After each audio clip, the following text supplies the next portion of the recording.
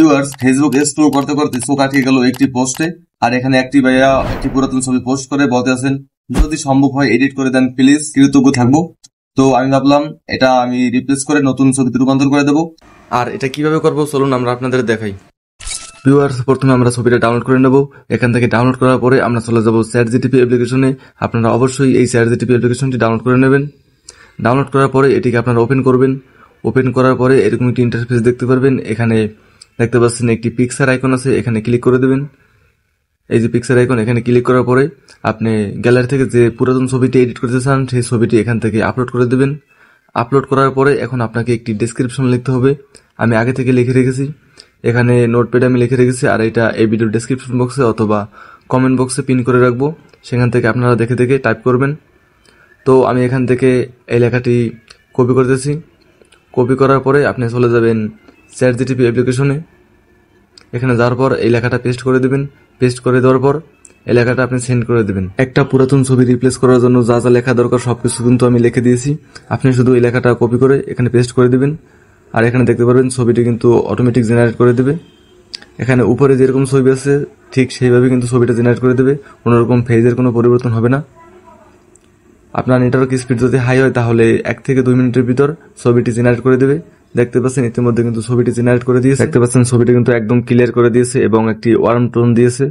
আর এই ছবিটি কিন্তু আরো এডিট করা বাকি আছে। আপনি ছবিটি প্রথমে কি করবেন, এই ছবিটি আপনি ডাউনলোড করে নেবেন। এর জন্য ছবিতে ক্লিক করে দেবেন। একদম নিচে দেখতে পাচ্ছেন একটি ডাউনলোড আইকন আছে, এখানে ক্লিক করলে আপনি সহজেই ছবিটি ডাউনলোড করতে পারবেন।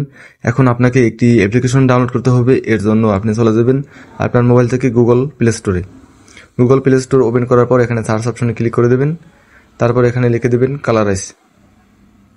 বন্ধুরা, এটা লেখার পর আপনারা সার্চ করে দেবেন। সার্চ করে দেওয়ার পর এখানে দেখতে পাচ্ছেন অ্যাপসটি চলে এসেছে। আমি যে অ্যাপসটি দেখিয়েছি আপনি ঠিক এই অ্যাপসটি কিন্তু ডাউনলোড করবেন। বন্ধুরা, আপনারা অ্যাপসটির আইকন চিনে রাখুন। এখানে আইকন চিনে রাখলে আপনি খুব সহজেই অ্যাপসটি খুঁজে পাবেন। বন্ধুরা, এটা ডাউনলোড করা শেষ। এখন আপনারা চলে যাবেন সেই অ্যাপ্লিকেশনে। অ্যাপ্লিকেশনটি ওপেন করার পরে নতুন একটি ইন্টারফেস দেখতে পারবেন। আর এখানে দেখতে পারবেন প্রথমে লেখা আছে চুজ ইমেজ ফ্রম গ্যালারি। এখানে একটা ক্লিক করে দেবেন। এখানে ক্লিক করার পরে আপনাকে অ্যালাউ অল করে দিতে হবে।